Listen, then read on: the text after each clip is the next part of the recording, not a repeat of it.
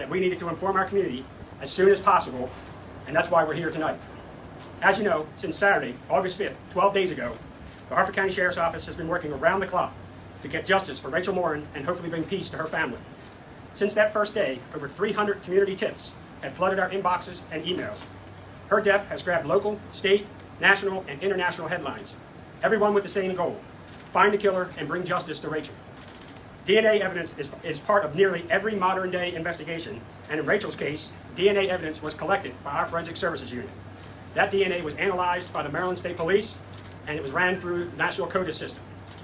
This DNA evidence has come back as a match, tied to a home invasion and an assault of a young girl in Los Angeles this past March. Unfortunately, that suspect has not been positively identified, but he did leave behind his DNA. Based on the DNA evidence, we consider the individual in the video we obtained from the Los Angeles Police Department and that we are about to show you on our TV screens to be the person that murdered Rachel Morrin on August 5th. So we're now going to show the video. And just so everyone's aware, this video, after this press conference, this video will be posted on our social media.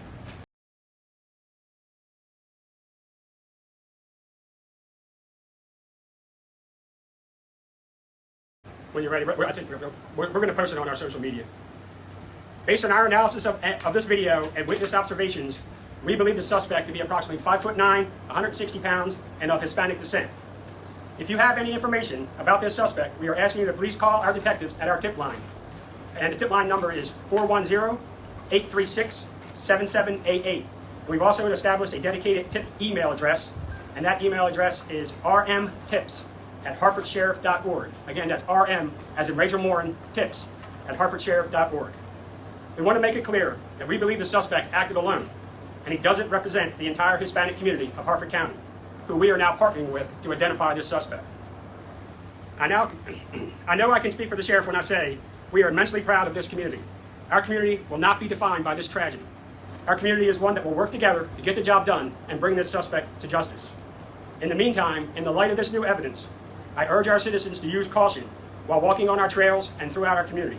Be alert, walk with a friend, don't allow yourself to be distracted by your cell phone or headphones. And finally, if you see something that makes you feel uncomfortable or that you think is suspicious, act on those instincts and call 911. And lastly, we will continue our increased presence on the Ma and Pa Trail. And now I'll open it up to questions. Colonel, do you have any other details on what happened in Los Angeles, exactly where, or anything about what this person did there? So when it comes to the details about Los Angeles, that's the information that the Los Angeles Police Department has, and we're just going to refer people to the Los Angeles Police Department to get those details. Sure. Only thing I can tell you is an attack on a young girl. Any word about a possible motive? Like, was Rachel missing any money or anything like that? So we are not going to talk about the crime scene at this time because, as I've said in previous interviews, we don't want to talk about the crime scene or what happened at the crime scene, because once we catch this person, we want to make sure we got the right person, and the only people that know what happened at that crime scene when we catch the person is us and that suspect. So we're not giving any details about that. Oh, I'm sorry. No, you're fine. Again, how did you come across, what led you to this particular suspect, this person? So we collected DNA from our crime scene. The Maryland State Police analyzed that DNA for us, ran it through the National CODIS system, and that came back as a match to the crime that occurred in Los Angeles, where they had recovered DNA from this person that you saw in the video. The video that we watched, tell us about it. I mean, what Los Angeles Police released it to you, but what is it? Is it at his home? Is it at the scene of a crime? That is at a home, and that is the suspect leaving the scene of the crime there. And that was a home invasion and assault, you said, right? Correct. Of a little girl, is that what you said? A young girl. So I'm going to leave it at a young girl. I don't want to talk about the family there, but it was a young girl in the house that got assaulted. What does this do to the case, Colonel? You have an image now of the person you think is believed to be responsible for this. What does that do for the case? Well, I think now it kind of leads us down the path that we believe this was a person that Rachel probably didn't know. Maybe you could say potentially a random act of violence. And we're hoping that the community now can watch that video, and we also got still pictures that we're going to be putting out, and that somebody can identify him. Have you narrowed it down to a certain area? Do you think he could still be like somewhere on the Ma and Pa Trail? We don't have any clue where he could be. We don't even know if he's still in Harford County or in the state of Maryland, because obviously in March he was in California, and then here in August he was here in Maryland. So we don't know if he's still here or not.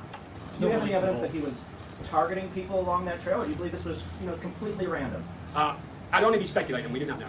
Do you think he may be armed, any weapons or anything like that? Again, speculation. You described him, Colonel, as 5'9", 160, Hispanic male. Do we have an approximate age, or? Oh yeah, we believe he's in his low to mid 20s. Do you know do you have a date for when the Los Angeles invasion you had? I'm just going to put out that it was in March. The Los Angeles Police Department knows that we're doing this press conference, so if you called them, they would probably be able to give you that information. How rare is this to have a DNA hit from the other side of the country? And you know, can you talk about that whole process and how that worked? I mean, this is the first time I've seen a hit in a case that I've been involved in that was that far away for a DNA hit. So I wouldn't say that it's unheard of, but certainly unusual. And for the record, you don't have his name or No, that's what we're where looking he for. like where he lived or anything like that. Is he from LA or?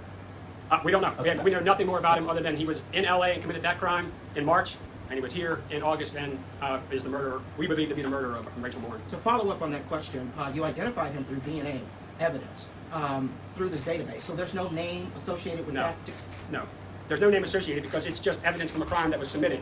And his DNA on it, like being arrested and getting DNA, none of that is in the system. However, we are working with, we have called the FBI, and we are working with some of their DNA experts in their crime lab to try to help us further analyze this DNA. Without compromising the investigation, can you tell us, Rachel was found. Correct. And it was determined that it was a homicide. Correct. Was there trauma? Was she beaten? What was the nature of the All homicide? we've said so far, and I think we're going to leave it at that, is that it was a violent attack. What's your There's message? no to- relationship at all between Rachel and the suspect. Well, again, we just got this information last night. Not that we have been able to determine yet that we don't know of any relationship or that they were known to each other before this incident. So I can't really say, but right now, no. Obviously, you know, this is gonna, well, it already has the community on the edge right now. Absolutely. We have somebody out here who just murdered someone. What's your message to the community? Obviously, people are scared, you know, out here. Yeah, we want our community to be vigilant. Obviously, the Mom and Pa Trail has been open since the day after Rachel was discovered. We have a very large amount of deployment on the Mom and Pa Trail. We are going to continue that deployment until either this person is caught or we believe he's not in the area anymore. But our plan is to be vigilant for our community. Our community has been just tremendous with the support they give us and trying to figure out what's going on and calling in tips. And we're hoping maybe even people from LA will see this interview and see that this person committed that crime there and maybe somebody knows him. We believe and we hope that somebody who actually knows this suspect that's in the video will be able to identify him for us. And forgive me if you said this. Are you revealing where the DNA was found? No. Was it under fingernails? No, or we're not something? going to reveal that. That video was from Los Angeles. That video is from after the assault. Yeah, that was the suspect leaving the assault that occurred in March in Los Angeles. Doorbell cam, right? I mean, Or home security cam. yes. Yeah. All right. Any other questions? All right. Well, thank you very much. Thank you, Colonel.